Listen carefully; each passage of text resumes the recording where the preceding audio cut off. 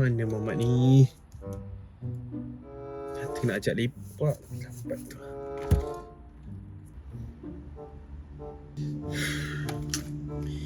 Kalau tak call, tak turun budak ni.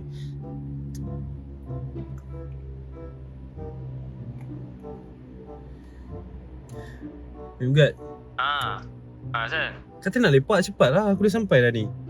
Kau dah sampai? Serius tak kau dah sampai? Ya, aku dah sampai depan Manggau. Cepat turun. Jap, aku siap jap. Cepat sikit.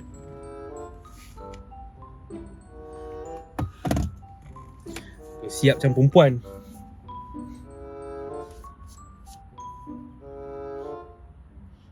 Oh ni.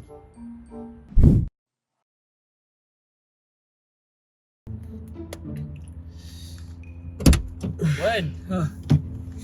Dah, lepas ni? Jom lah. Tak, kau asal lambat? Lambat? Mana lambat? Kau kata nak lepak pukul 3 kan? Kau tengok sekarang pukul berapa? Baru pukul 5. Apa-apalah. Kau nak lepak mana ni? Ikut kau lah.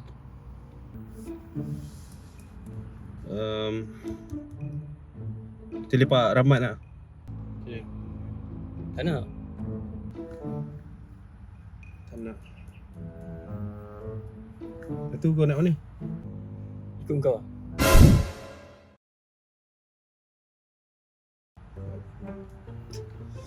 Kita lepak, kita pergi Alam Budiman. Ada burger special kat situ. Burger special situ sedap. Macam mana? Burger special. Tak nak? Tak nak? Tak nak.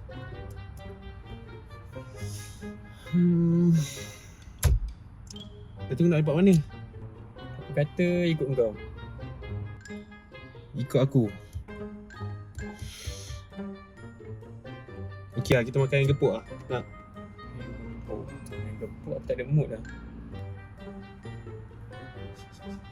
Ikut aku. Cancel lepak. Hah? Cancel lepak. Cancel. Dah, keluar. Hah? Keluar. Asal? Aku tak ada mood lah.